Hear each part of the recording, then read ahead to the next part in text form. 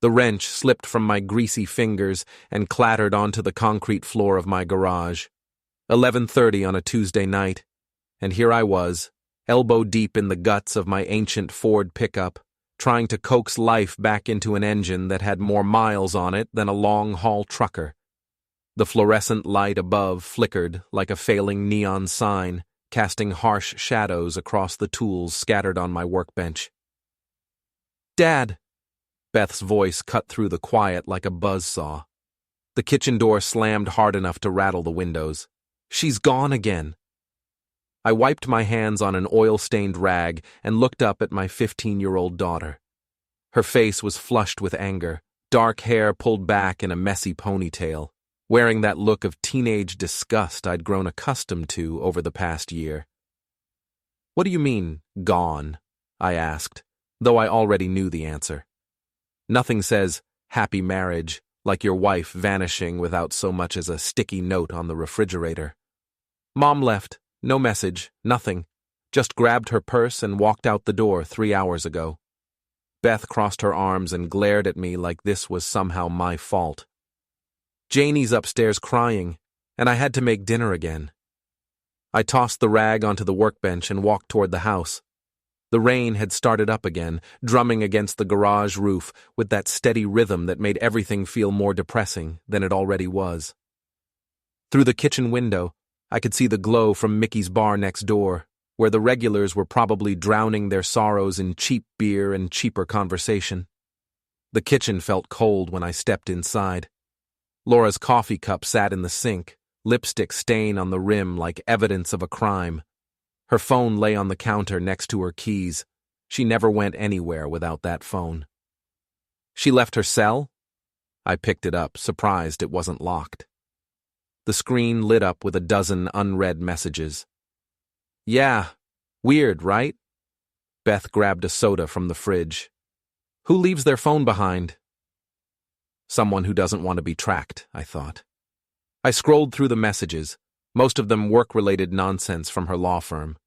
Then I saw them. Text messages from someone listed as S in her contacts. "Can't wait to see you tonight.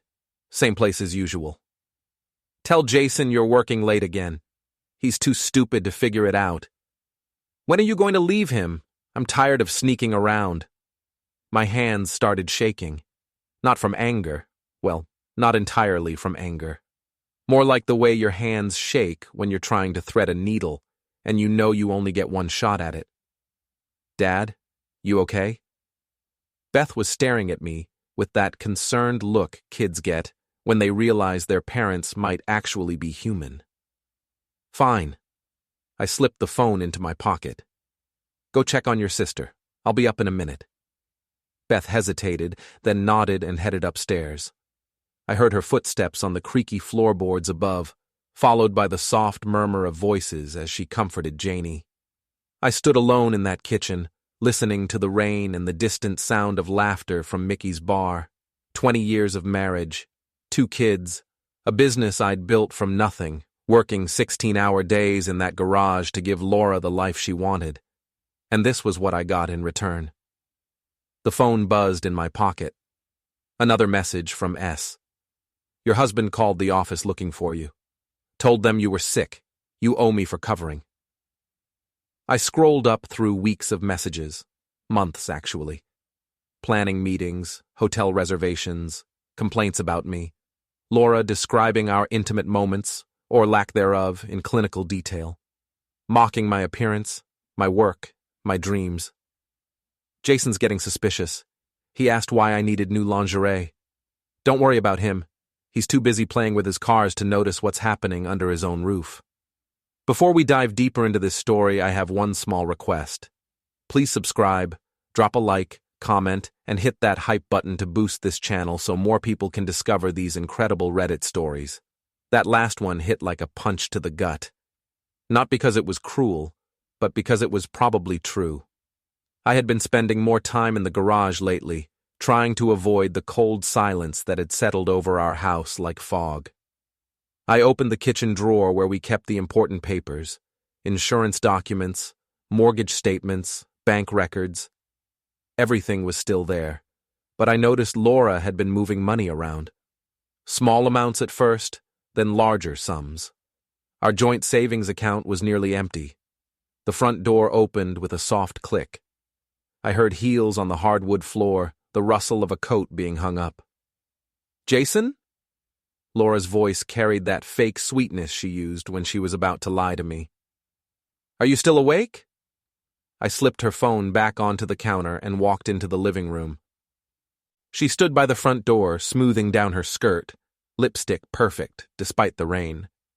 Her blonde hair was styled in that expensive way that cost more than most people made in a day. "Working late again?" I asked. "Client dinner. You know how it is." She avoided my eyes, busying herself with her purse. "Did the girls eat?" "Beth made sandwiches. Where's your phone?" "My phone?" She patted her purse, then looked genuinely confused. "I must have left it here. I was in such a rush." "Right there on the counter," I pointed. "Funny thing, though, someone named S has been texting you all evening." The color drained from her face, but she recovered quickly. 20 years of practice at reading her expressions, and I caught the moment she decided to brazen it out. "S? Oh, that's Sandra from the Peterson case. She's been helping with research." Laura picked up the phone and slipped it into her purse without checking the messages. "Nothing important." "Sandra Peterson texts you about hotel rooms?" Now the mask slipped completely. Laura's jaw tightened, and she straightened her shoulders in that way she did when she was preparing for battle. "Have you been reading my private messages?" Hard to miss them when your phone's sitting on the counter, lighting up every 5 minutes. "Those messages are confidential work communications. You have no right—" "Cut the lawyer routine, Laura. I know what's going on." We stood there staring at each other across the living room. 20 years of marriage, and it had come down to this. Her caught in a lie, me too tired to pretend I didn't know the truth. "What exactly do you think you know?" she asked. "I know you're having an affair. I know you've been stealing money from our accounts, and I know you think I'm too stupid to figure it out." Laura set her purse down carefully on the coffee table. When she looked up at me, her expression was colder than I'd ever seen it. "You want to know the truth, Jason?" "Fine. Yes, I'm seeing someone who appreciates me, someone who doesn't spend every evening covered in grease ignoring his family. I built this family. I work 60 hours a week to pay for your car, your clothes, your fancy dinners. You built a garage. I built a career. There's a difference." The words hung in the air between us like smoke. Upstairs, I could hear Janie's television playing some cartoon, normal sounds from a normal house, while our marriage disintegrated in the living room below. "So what happens now?" I asked. "Now you decide if you want to keep this family together or if you want to make this ugly." Laura's voice had shifted into her courtroom tone. "The girls need stability. They need their mother. They need honesty. They need whatever's best for them, and that's not their father having a breakdown because he can't handle the fact that people grow apart." I wanted to argue with her, to fight back with something clever or cutting, but standing there in my own living room, looking at this woman I'd loved for half my life, all I could think was how tired I felt. "I'm sleeping in the guest room tonight," I said finally. "Jason, we can work this out. We can go to counseling, talk through our problems. Your problems. You're the one with problems, Laura. I'm just the guy who's been paying for them." I walked toward the stairs, then stopped and turned back. "One more thing. Next time you want to call me stupid, maybe don't leave your phone lying around with all the evidence on it." Laura didn't respond. She was already scrolling through her messages, probably warning S that the game was up. I climbed the stairs slowly, my knees creaking almost as much as the floorboards. At the top, I checked on Janie, who had fallen asleep with her light on and her homework spread across her bed. I turned off the television and pulled a blanket over her small shoulders. Beth's room was dark, but I could see the glow of her phone under the covers, probably texting her friends about her crazy family. I didn't blame her. The guest room felt like a hotel. Clean, impersonal, temporary. I lay on the narrow bed and stared at the ceiling, listening to Laura moving around downstairs. The shower ran for a long time, getting ready for bed or washing off the evidence of her evening. My phone buzzed with a text from Mickey, the owner of the bar next door. "Saw your wife's car leave around 8. Everything okay?" I typed back, "Define okay." "Want to talk about it?" "Tomorrow, maybe. Thanks for keeping an eye out." That's what neighbors are for. Try to get some sleep. Sleep. Right. Like that was going to happen. I got up and walked to the window. From here I could see down into our driveway, where Laura's silver BMW sat next to my beat-up truck. The contrast pretty much summed up our entire relationship. Her car was pristine, expensive, designed to impress. Mine was functional, reliable, and held together with determination and spare parts. But here's the thing about old trucks. They might not look like much, but they're built to last. And when someone tries to wreck them, they don't go down easy. I pulled out my laptop and started doing some research. If Laura wanted to play games, she was about to learn that her stupid husband knew a few tricks of his own. The first thing I discovered was that our joint credit card had been used at the Marriott downtown 3 times in the past month, always on nights when Laura claimed to be working late. The second thing I found was that S wasn't Sandra Peterson from the law firm. It was Scott Morrison, junior partner at Laura's office. I'd met him at the company Christmas party, smug little weasel with perfect teeth and a handshake like a wet fish. He'd made some joke about Laura being wasted on a grease monkey, while she laughed and touched his arm. I should have punched him then. Would have saved us all a lot of trouble. Instead, I started making plans. The next morning, I was up before dawn, sitting in my kitchen with a cup of coffee and a legal pad full of notes. Laura came down around 7, dressed for court in a navy suit that probably cost more than most people's rent. "We need to talk," she said, pouring herself coffee from the pot I'd made. "I'm listening." "About last night. I think we both said things we didn't mean." I looked up from my notes. "Which part didn't you mean? The part where you admitted to cheating, or the part where you called me a grease monkey?" "I never called you that." "No, you just laughed when Scott Morrison did." Her coffee cup stopped halfway to her lips. "You remember that?" "I remember a lot of things, Laura. Like how you used to say you loved that I worked with my hands.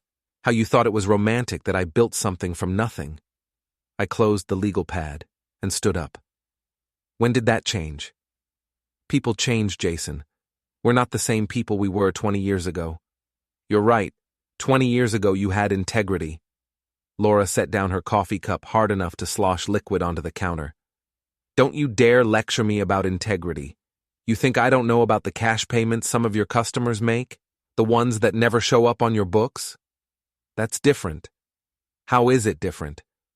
"Because I'm not hurting anyone. I'm not lying to the person I promised to love and honor. You're lying to the IRS. And you're lying to our children." We stared at each other across the kitchen island. This was new territory for us. In 20 years of marriage, we'd had arguments, but never like this. Never with everything on the table. "What do you want, Jason?" "I want you to end it with Scott. I want you to put the money back in our accounts. And I want you to figure out if you actually want to be married to me or if you're just staying for the kids. And if I don't, then we'll let the lawyers figure it out."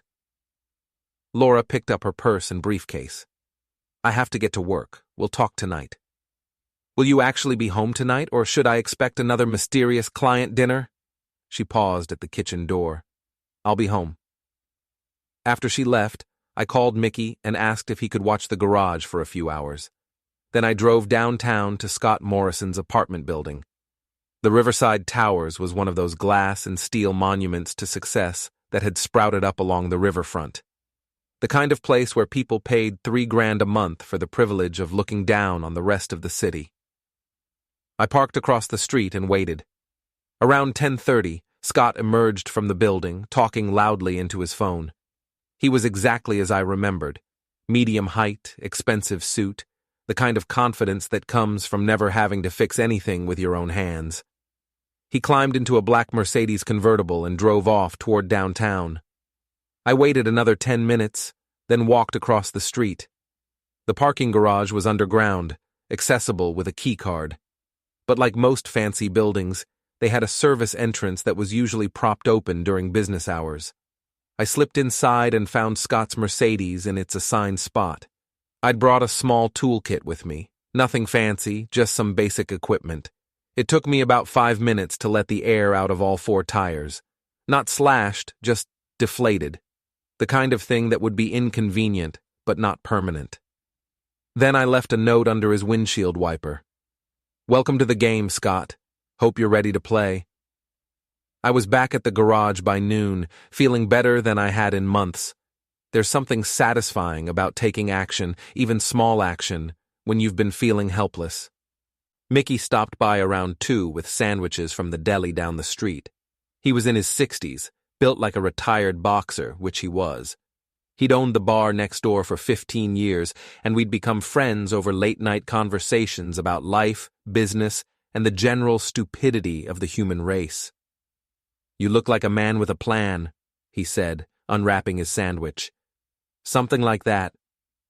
Want to talk about it?" I told him about Laura and Scott, about the messages and the money and the lies. Mickey listened without interrupting, nodding occasionally. "So what's your next move?" he asked when I finished. "I'm still figuring that out." "Well, whatever you do, be smart about it. Don't do anything that'll hurt your case if this goes to court." "What makes you think it's going to court?" Mickey gave me a look. "Jason, you've been married to a lawyer for 20 years. You think she's going to just roll over and give you what you want?" He had a point. My phone rang around 4. Unknown number. "Jason? This is Scott Morrison." I almost laughed. "What can I do for you, Scott?" "I think you know what this is about." "Actually, I don't. Why don't you enlighten me?" "The note you left on my car. The tires. Very mature." "I have no idea what you're talking about. Maybe you have a secret admirer." There was a long pause. "Look, Jason, I know you're upset about Laura, but—" "Hold on. You know I'm upset about my wife? How exactly do you know that?" Another pause. Scott was realizing he'd just admitted to the affair. "Laura told me you two were having problems. Did she tell you before or after you started sleeping with her?" "This doesn't have to get ugly, Jason." "Too late for that, don't you think?" "What do you want?" "I want you to stay away from my wife." "That's not really your decision to make." "We'll see about that." I hung up and immediately called Laura at her office. "Jason, I'm in a meeting." "Scott Morrison just called me." Silence. "Laura, you still there?" "I'll call you back." "No, we're talking now. Did you tell him to call me?" "Of course not. Jason, you can't go around harassing my co-workers." "Your co-workers? Is that what we're calling him now?" "I have to go." "Laura, wait." The line went quiet. She'd hung up on me. I sat in my office at the back of the garage, looking out at the bay where my mechanics were working on a customer's car. Normal people doing normal work, not dealing with cheating spouses and deflated tires and phone calls from their wife's lover. My phone buzzed with a text from an unknown number. A photo of me in Scott's parking garage, clearly taken from a security camera. The message read, "Careful, Jason. You're not as smart as you think." M. M? Who was M? I studied the photo. The timestamp showed it was taken this morning, right around the time I was in the garage. Someone had access to the building security footage, and they were watching me. I called the number back, but it went straight to voicemail. No message, just a generic recording. This was getting complicated. Laura came home at 6, earlier than she had in months. She found me in the kitchen, making dinner for the girls. "We need to talk," she said. "I'm cooking." "The girls can wait 5 minutes." I turned off the burner and followed her into the living room. She was agitated, pacing back and forth in front of the couch. You can't keep doing this, Jason. Doing what? Stalking Scott, vandalizing his car, making threatening phone calls. I didn't make any threatening phone calls. He called me. You left a note on his car. Prove it. Laura stopped pacing and stared at me. What's gotten into you? 20 years of being taken for granted. 20 years of being treated like I'm not good enough for you. 20 years of working my rear end off while you complain about everything I can't give you. That's not fair. Isn't it? When's the last time you said thank you for anything I've done? When's the last time you acted like you were happy to see me? When's the last time you made an effort? When's the last time you took me somewhere nice, or bought me flowers, or acted like you cared about anything other than that garage? I bought you flowers last month for your birthday. Gas station flowers don't count, Jason. They counted when we were 25, and I was spending every penny I had on car parts and business loans. We're not 25 anymore. No, we're not. But I'm still the same guy who loves you enough to work 16-hour days so you can drive a BMW and wear designer suits. And I'm still the woman who sacrificed her own dreams to move to this town and raise your children while you played with cars. My children? Laura realized what she'd said, but it was too late to take it back. You know what I meant. Yeah, I do. I know exactly what you meant. I walked back to the kitchen and finished making dinner. Laura followed me, but we didn't speak. The girls came down and we ate in silence, with Beth shooting worried looks between her parents and Janie chattering about her day at school like nothing was wrong. After dinner, Laura went upstairs to make phone calls. I helped the girls with homework, then tucked Janie into bed and said goodnight to Beth. Around 10, I heard Laura's car start up in the driveway. I grabbed my keys and followed her. She drove downtown to Scott's building. I parked across the street and watched her disappear into the parking garage. 20 minutes later, they emerged together, walking toward the riverfront restaurants. I took photos with my phone. Not great quality, but clear enough to show Laura and Scott together, holding hands, acting like a couple. They went to Chez Laurent, the most expensive restaurant in the city. The kind of place Laura always complained I never took her. Through the window, I could see them at a corner table, leaning close together, sharing a bottle of wine that probably cost more than I made in a day. I sat in my truck across the street, watching my wife have a romantic dinner with another man, and tried to figure out what I was feeling. Anger, sure. Betrayal, obviously. But also something else. Relief. For the first time in years, I wasn't wondering what I'd done wrong, or how I could fix our marriage. I wasn't trying to be someone I wasn't to make Laura happy. I was just sitting there, watching the truth play out in front of me. My phone buzzed with another text from the unknown number. Enjoying the show? This is just the beginning. M. I looked around, trying to spot whoever was watching me. The street was mostly empty, just a few late diners and bar patrons. No one seemed to be paying attention to the guy in the beat-up truck. But someone was definitely keeping tabs on me. I drove home and spent the evening researching security cameras, phone records, and divorce law. If Laura wanted to play games, I was going to make sure I knew the rules.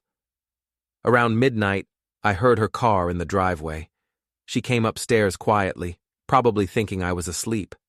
I heard the shower running, then the soft sounds of her getting ready for bed. She slipped into the guest room where I was lying in the dark. Jason, are you awake? Yeah. We can't keep doing this. Doing what? Fighting. Hurting each other. The girls are starting to notice. The girls noticed a long time ago, Laura. They're not stupid. She sat on the edge of the bed. In the dim light from the hallway, she looked younger, more like the woman I'd married. I never meant for this to happen.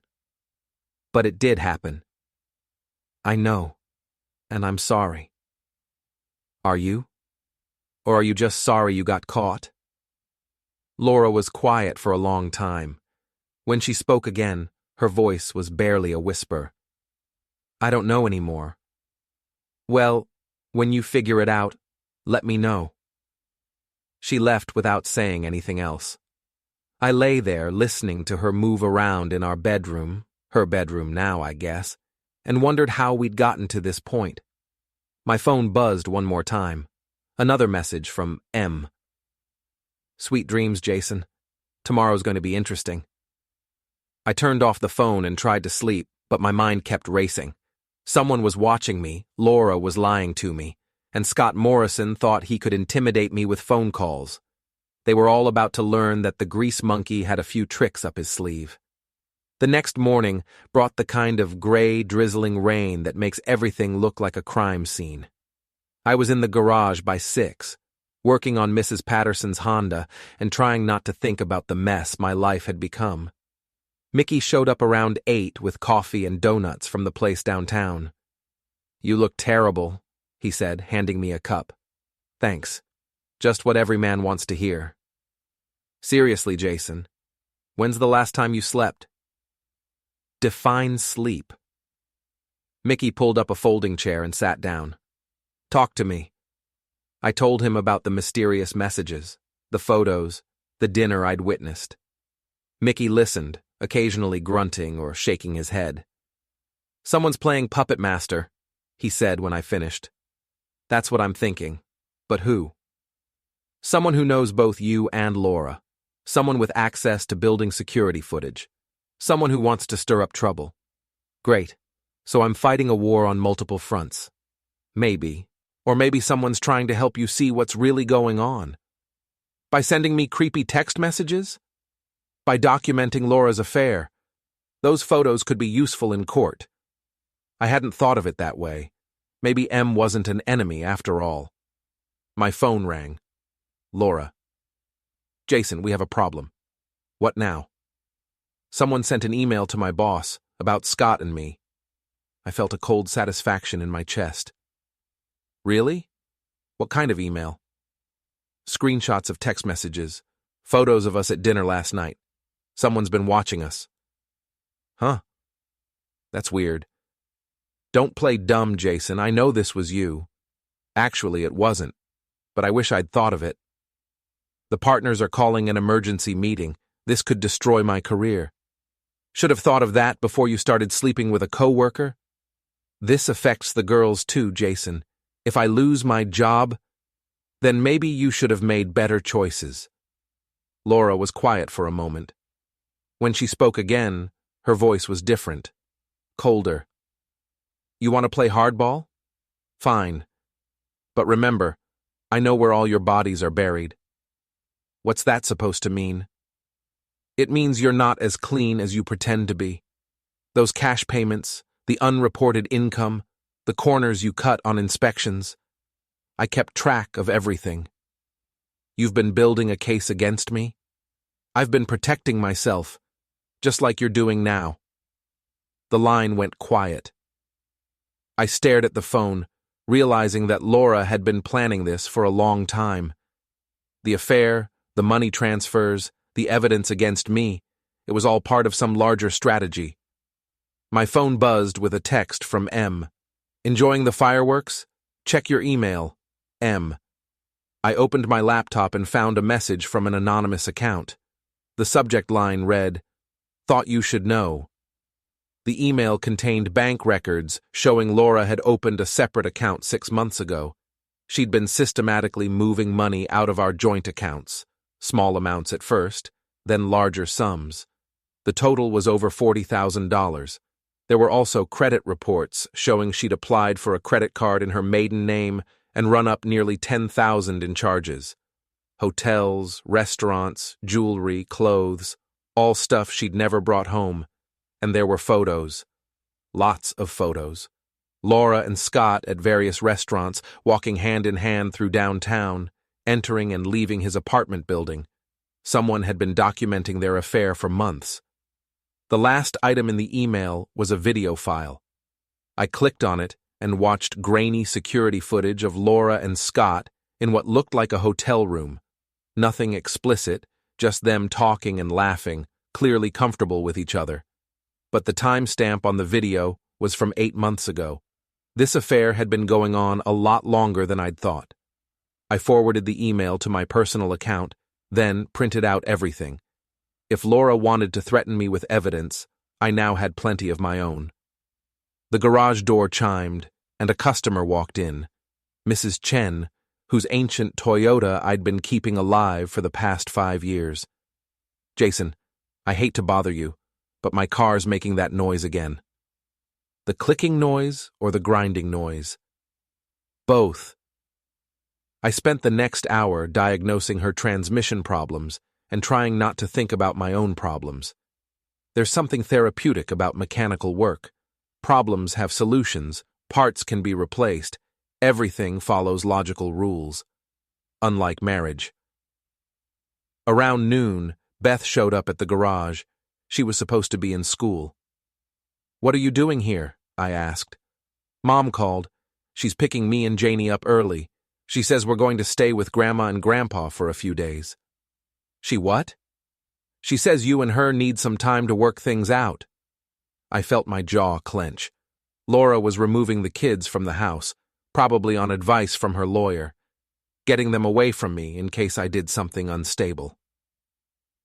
"Beth, has your mom said anything to you about our marriage?" "Just that you guys are having problems." Beth kicked at a loose piece of concrete. "Are you getting divorced?" "I don't know, sweetheart. I hope not."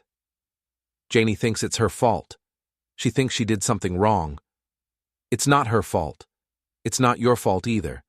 Sometimes adults make mistakes, and other people get hurt. "What kind of mistakes?" I looked at my daughter, 15 years old, smart as a whip, trying to make sense of her parents' screwed-up relationship.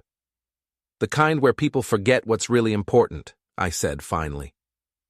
Beth nodded like she understood, even though I wasn't sure I understood it myself. "Dad, are you going to be okay?" "Yeah, kiddo. I'm going to be fine." "Promise?" "Promise." After Beth left, I called a lawyer.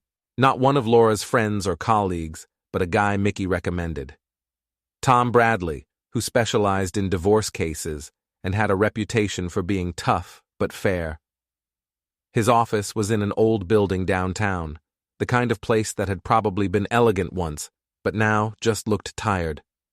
Bradley himself was in his 50s, gray-haired, wearing a suit that had seen better days. "Tell me what's going on," he said, after I'd explained the basics. I showed him the photos, the bank records, the evidence of Laura's affair and financial maneuvering. Bradley looked through everything carefully, occasionally making notes. "This is good," he said finally. "Very good. Your wife's been planning this for months, but she made mistakes. Moving money without your knowledge, using marital assets to fund an extramarital relationship. That's not going to play well in court." "What about her threats? The stuff about unreported income?" "How much unreported income are we talking about?" "Maybe $5,000–6,000 a year. Customers who pay cash want a break on the taxes." Bradley shrugged. "Small potatoes. Everyone does it. Your wife's adultery is a much bigger problem than your tax issues." "So, what's my next move?" "Document everything. Keep records of where the kids are, when you see them, any attempts Laura makes to keep them from you. And whatever you do, don't lose your temper. Don't do anything that could be construed as threatening or unstable. What if she keeps pushing?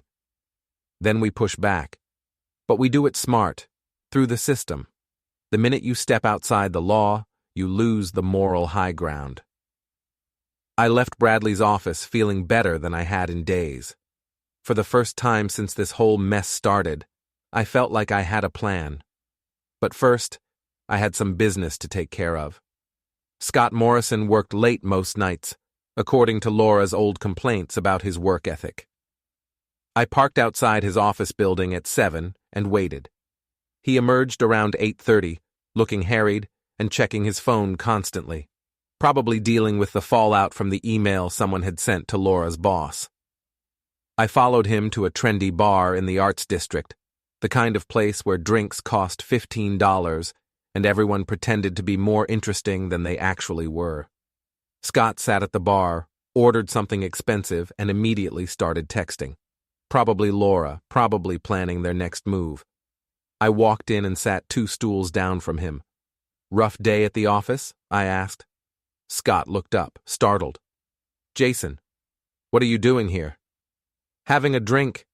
This is a public place, isn't it? Scott looked around nervously. The bartender was at the other end of the bar, and there were only a few other customers. Look, I know you're upset about Laura, but actually, I'm not upset anymore. I'm grateful. Grateful? You did me a favor, Scott. You showed me what kind of person my wife really is. Scott relaxed slightly. So we can handle this like adults? Oh, absolutely, like adults. I signaled the bartender. 2 whiskeys, top shelf. My friend here is celebrating. Celebrating what? His new relationship status. Single. What are you talking about? The bartender brought our drinks. I raised my glass in a toast. To Laura. May she get exactly what she deserves. Scott didn't touch his drink. I don't understand. Laura didn't tell you? Her boss called an emergency partners meeting this afternoon, something about inappropriate workplace relationships and professional conduct violations. How do you know that? Because I know everything, Scott. I know about the hotel receipts, the secret bank accounts, the lies she's been telling both of us. Both of us? You don't think you're her first affair, do you? I was bluffing, but Scott's expression told me I'd hit close to home. You're lying. Am I? Ask her about the weekend conference in Chicago last month, the one where she was supposedly alone. Scott's face went pale. She was with me that weekend. Was she? The whole weekend? Most of it. Most of it. Interesting. I finished my whiskey and stood up. Good luck, Scott. You're going to need it. I left him sitting at the bar, staring into his untouched drink and probably questioning everything he thought he knew about Laura. Outside, my phone buzzed with a text from M.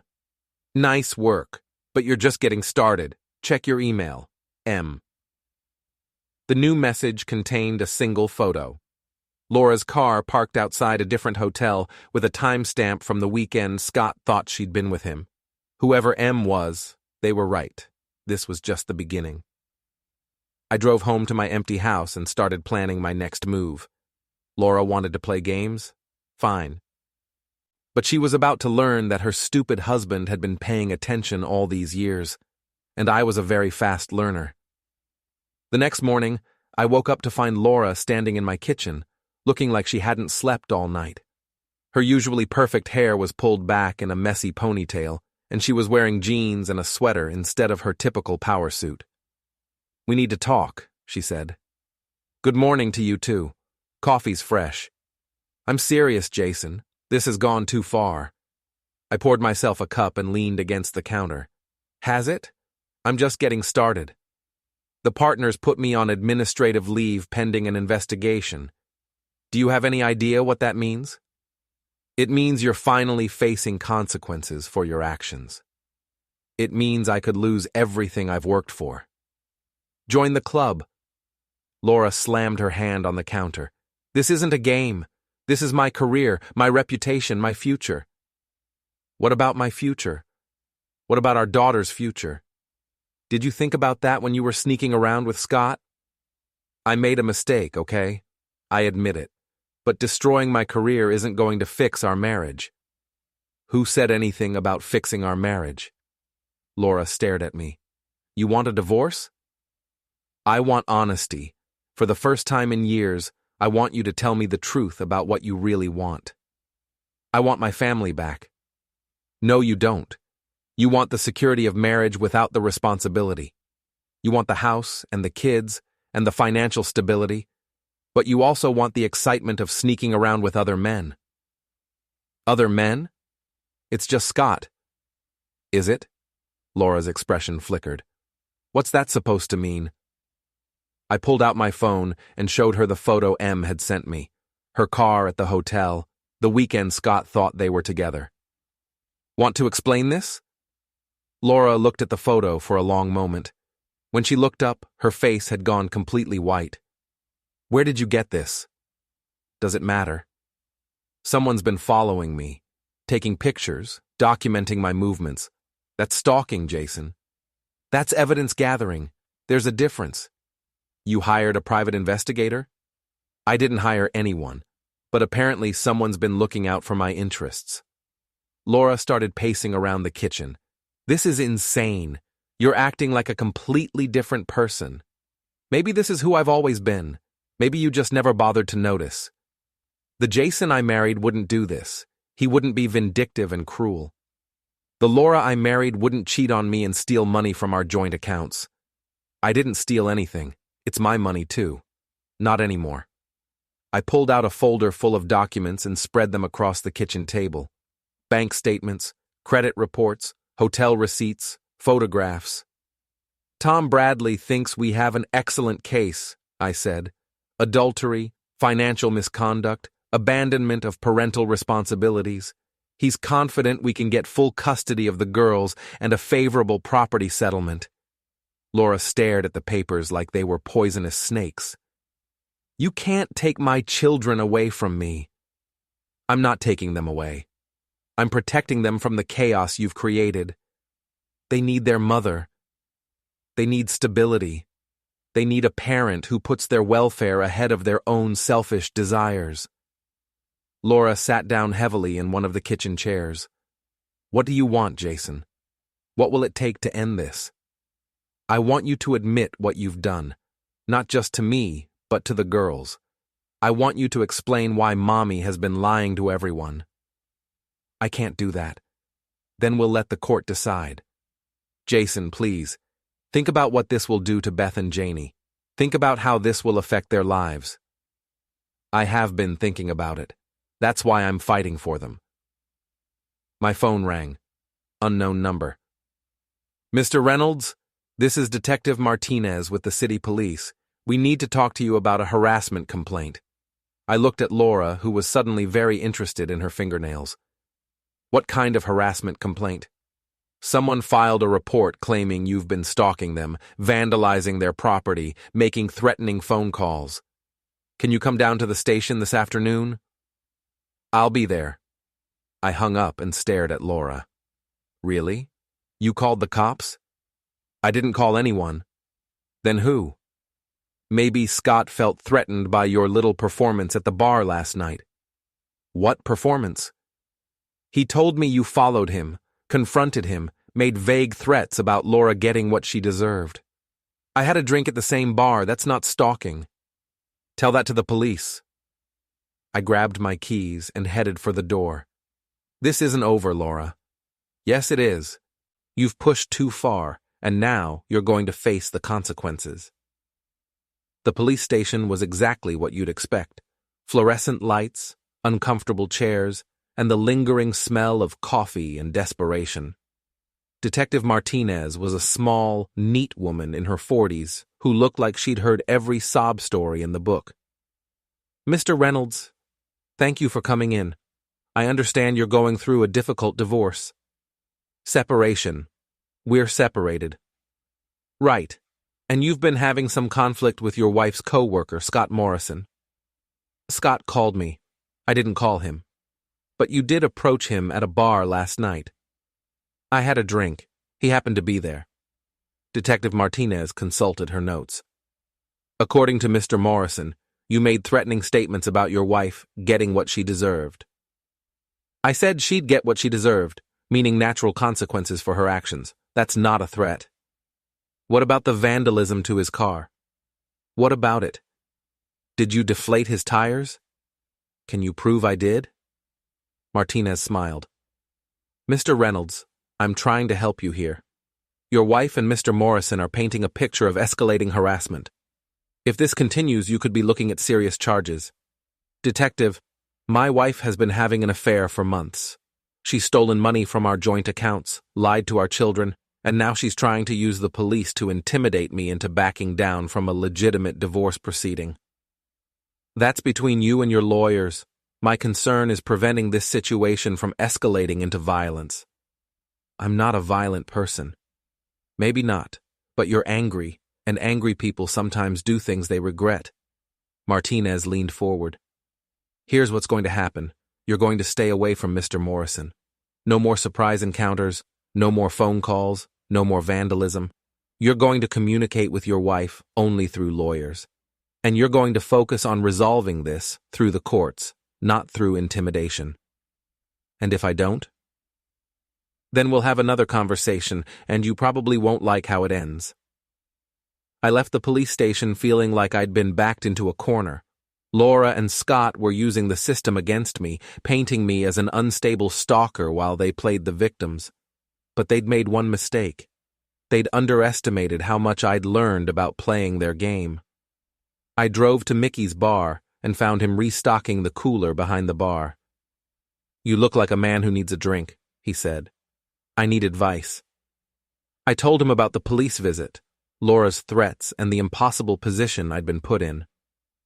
"They're boxing you in," Mickey said, "making you look like the aggressor." "That's what I'm thinking. So what do I do?" "You get creative. You find a way to turn their own tactics against them." "Such as?" Mickey grinned. "Such as giving them exactly what they think they want." "I don't follow." "They want you to look unstable, right? They want evidence that you're harassing them. So you give them evidence, but not the kind they're expecting." "Mickey, I'm not following you. What's the one thing Laura values more than anything else?" "Her career." "Right. And what's the one thing Scott values?" "His reputation." "So you attack their reputations, but you do it legally, publicly, and in a way that makes them look like the bad guys." I was starting to see where Mickey was going with this. "You mean, expose them?" "I mean, let them expose themselves. Set up a situation where their own behavior does the damage." Mickey pulled out his phone and showed me a social media post from Laura's law firm. They were hosting a charity fundraiser next weekend, a big fancy event at the country club. "Laura will be there," Mickey said. "Scott will be there. All their colleagues, their friends, their professional contacts. What if someone happened to have evidence of their affair? What if that evidence happened to become public at exactly the wrong moment?" "You're talking about humiliating them in front of everyone they know. I'm talking about letting the truth come out in a very public, very embarrassing way. That could backfire, make me look vindictive. Not if you're not the one doing it. Not if it looks like someone else is exposing them." I thought about the mysterious M who'd been sending me information, someone who clearly had access to surveillance footage, who'd been documenting Laura's affair for months. "I think I know someone who might be interested in helping," I said. That evening, I sent a text to the number M had been using. "Want to meet in person? I have a proposition." The response came back immediately. "Mickey's bar, 10 p.m. Come alone." I spent the rest of the evening wondering who M was and what they wanted. At 10 o'clock, I walked next door to Mickey's bar. The place was mostly empty except for a few regulars watching the game on the big screen. I ordered a beer and waited. At 10:15, a woman walked in, mid-30s, dark hair, wearing jeans and a leather jacket. She looked around the bar, spotted me, and walked over. "Jason Reynolds?" "That's me." "I'm Maya Chen. I think we need to talk." Maya Chen. The name was familiar, but I couldn't place it. "Do I know you?" "We met once, about 3 years ago, at your wife's office Christmas party." Then I remembered. Maya had been Laura's assistant, fresh out of college, eager and ambitious. Laura had mentioned her occasionally, how smart she was, how much potential she had. "You used to work for Laura." Used to being the operative phrase. "She fired me 2 years ago." "Why?" Maya smiled, but it wasn't a pleasant expression. "Because I found out about her first affair." "First affair?" "Scott Morrison isn't Laura's first extramarital relationship, Jason. He's just the most recent." Maya opened her purse and pulled out a tablet. She showed me photos, documents, evidence of multiple affairs going back years. "Why are you showing me this?" "Because Laura Reynolds destroyed my career, blacklisted me in the legal community, and made sure I couldn't get another job in this city. She claimed I was stealing from client accounts, that I was unreliable, that I had substance abuse problems. Were you? I was 24 years old and stupid enough to think my boss was my friend. When I confronted her about the affair, she turned on me like a rabid dog. So this is revenge. This is justice. Laura has been destroying lives for years. Yours, mine, probably Scott's when she's done with him. It's time someone held her accountable. Maya showed me more evidence. Financial records, hotel receipts, photographs, even audio recordings of Laura discussing her affairs with friends. How did you get all this? I spent 2 years documenting everything. Following her, recording her, building a case. I was going to go to the police, but then I realized there was a better way. Which is? Letting her destroy herself, in front of everyone who matters to her. Maya outlined her plan. The charity fundraiser, the public exposure, the complete destruction of Laura's professional reputation. It was elaborate, vindictive, and probably illegal. It was also exactly what Laura deserved. What do you need from me? I asked. Access to your house. Laura still has keys, right? She'll probably stop by this weekend to get some things while you're not there. How do you know I won't be there? Because you're going to be at the fundraiser, making sure everyone sees you acting like the perfect gentleman while your wife's world falls apart.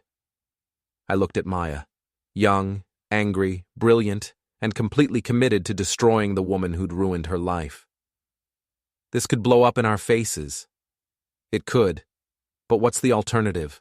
Let Laura win? Let her take your kids, your house, your business, and walk away like nothing happened? What about Scott? Scott's collateral damage. He made his choice when he decided to sleep with a married woman. I finished my beer and thought about everything Laura had done. The lies, the theft, the affairs, the manipulation. The way she'd turned our daughters against me, used the police as a weapon, threatened to destroy me if I didn't give her what she wanted. What do you need me to do? Maya smiled, and this time it was genuine. Leave that to me. Just make sure you have an alibi for Saturday night. I'll be at the fundraiser. Perfect. Make sure everyone sees you there. Be charming, be social, be the grieving husband who's trying to save his marriage. While you're doing what? What I should have done 2 years ago. Maya finished her drink and stood up. Jason, after Saturday night, your marriage will be over. Are you ready for that? I thought about Laura, about the woman I'd loved for 20 years and the stranger she'd become. I thought about my daughters, about the kind of example I wanted to set for them. Yeah, I said. I'm ready.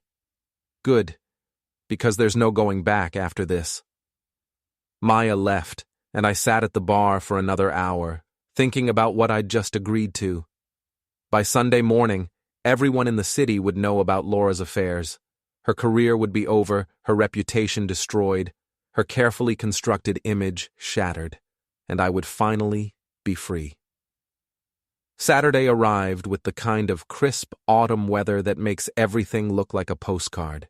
I spent the morning at the garage trying to keep busy while my mind raced through everything that was supposed to happen that evening. The charity fundraiser started at 7. Maya had assured me that everything was in place, that all I had to do was show up and act normal while Laura's world imploded around her. I'd bought a new suit for the occasion. Nothing fancy, just something that would help me blend in with Laura's crowd. The kind of people who measured success by the car you drove and the neighborhood you lived in. At 6:30, I arrived at the country club. The parking lot was full of expensive cars, and I felt a familiar twinge of inadequacy as I parked my old truck between a BMW and a Mercedes. Inside, the ballroom was decorated with flowers and elegant lighting. A jazz quartet played in the corner while waiters circulated with champagne and hors d'oeuvres. The kind of event Laura loved and I'd always felt out of place at. I spotted Laura immediately. She was wearing a black cocktail dress I'd never seen before, probably bought with money from her secret account. She was talking to a group of her colleagues, laughing at something someone had said, playing the role of successful attorney and devoted wife. Scott was across the room, looking uncomfortable in a tuxedo that probably cost more than most people's monthly rent. He kept glancing toward Laura, but they were obviously trying not to be seen together. "Jason!" a voice called out behind me. I turned to see Tom Bradley, my lawyer, approaching with a drink in his hand. "Tom, I didn't expect to see you here. Client of mine is on the charity board. Thought I'd make an appearance." He lowered his voice. "How are you holding up?" "I'm fine. Just trying to get through the evening." "Any word from Laura about a settlement?" "She's still pretending this is all going to blow over." Tom nodded toward where Laura was holding court. "She looks confident. She always looks confident, right up until the moment she doesn't." I excused myself and walked around the room, making small talk with people I barely knew. Everyone was polite, but I could sense the underlying tension. Word had gotten around about Laura and me, and people weren't sure how to act. At 8 o'clock, the formal program began. The charity president gave a speech about their mission, followed by a presentation about the projects they were funding. Laura was scheduled to speak at 8:30 about the legal clinic the firm sponsored. At 8:25, she walked to the podium looking poised and professional. She began her remarks with a joke about lawyers and charity work, getting a polite laugh from the crowd. That's when the lights went out. Emergency lighting kicked in immediately, bathing the room in an eerie red glow. People started murmuring, looking around nervously. Then the projector screen lit up. The first image was a photo of Laura and Scott entering a hotel together. Crystal clear, obviously taken with a telephoto lens. A collective gasp went up from the crowd. "Ladies and gentlemen," a voice said over the sound system. I recognized it as Maya's voice, though she was obviously disguising it somehow. "Tonight you're going to learn the truth about one of this city's most respected attorneys." More photos flashed on the screen. Laura and Scott at restaurants, in parking garages, walking hand in hand through downtown. Each image was time-stamped and dated, creating an undeniable timeline of their affair. Laura stood frozen at the podium, her face white with shock. Scott had started moving toward the exit, but the doors had somehow been locked. "Laura Reynolds has been conducting multiple extramarital affairs for over 3 years," the voice continued. "She has stolen money from joint accounts with her husband, used firm resources for personal business, and destroyed the career of a young woman who tried to expose her behavior." The screen switched to financial documents, bank records showing Laura's secret account, credit card statements for hotel rooms and expensive dinners, receipts for jewelry and clothes she'd never brought home. She has also been using her position at the law firm to cover up her activities, threatening colleagues who questioned her behavior and manipulating case assignments to spend time with her lovers. Now the screen showed internal emails from the law firm, messages between Laura and Scott discussing cases, scheduling meetings that were obviously personal, making jokes about their colleagues and clients. The crowd was completely silent now, mesmerized by the destruction of Laura's reputation playing out in real time. Tonight, Laura Reynolds was going to tell you about the firm's commitment to honesty and integrity in legal representation. Instead, let me show you what that commitment really means. The final set of documents appeared on screen. Evidence that Laura had been billing personal time to client accounts, using firm resources for her affairs, and even accessing confidential information to help Scott with his own cases. The lights came back on. Laura was still standing at the podium, but now she looked like a deer caught in headlights. Scott had given up trying to escape and was leaning against a wall, looking like he might throw up. The charity president rushed to the microphone.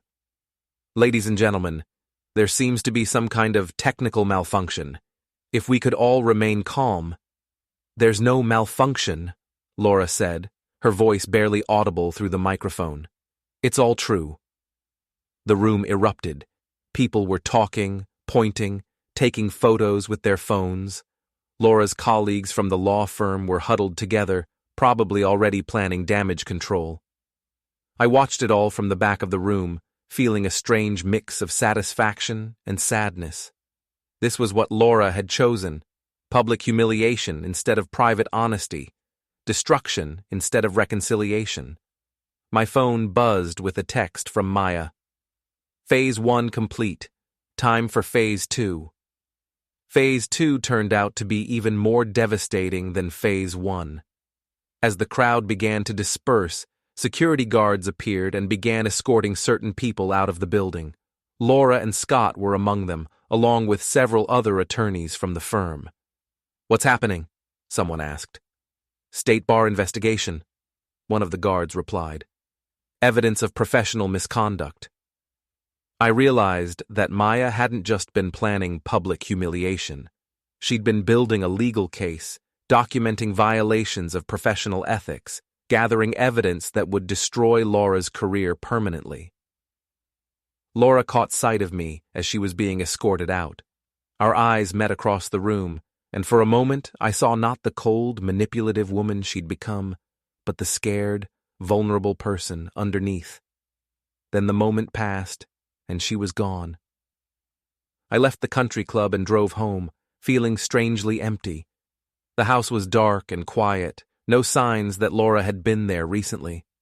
I sat in my kitchen, drinking a beer and thinking about 20 years of marriage that had just ended in the most public, humiliating way possible.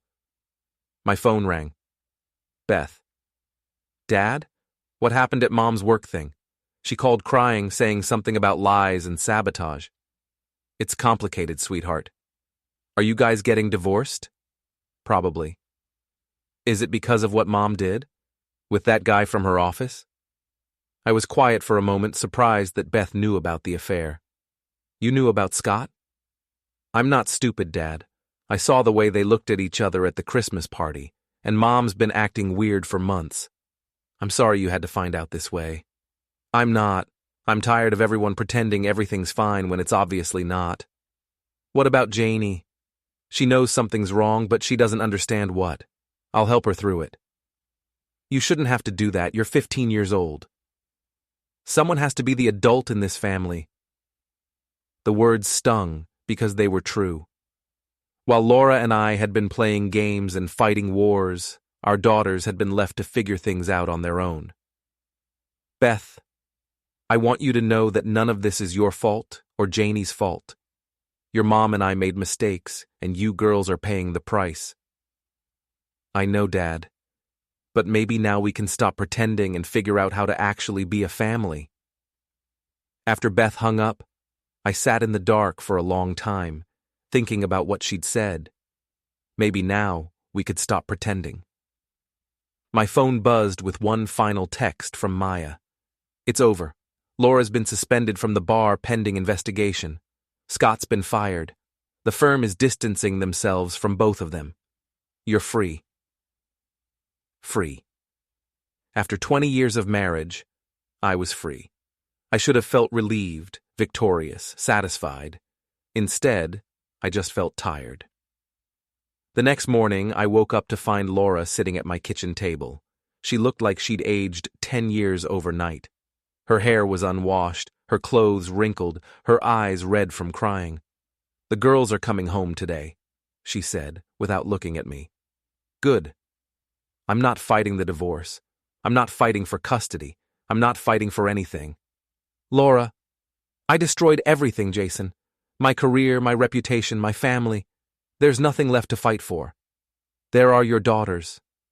My daughters deserve better than what I've given them. They deserve a parent who puts them first. They deserve both their parents." Laura finally looked at me.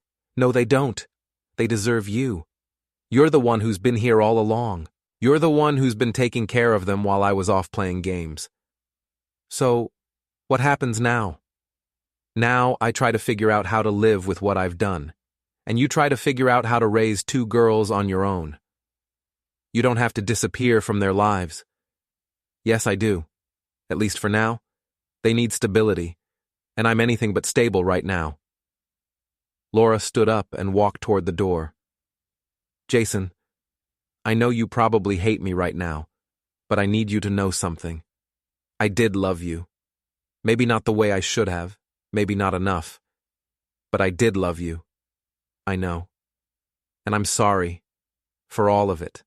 For the lies, the cheating, the money, the way I treated you. You deserved better. We all deserved better. Laura nodded and left without saying anything else.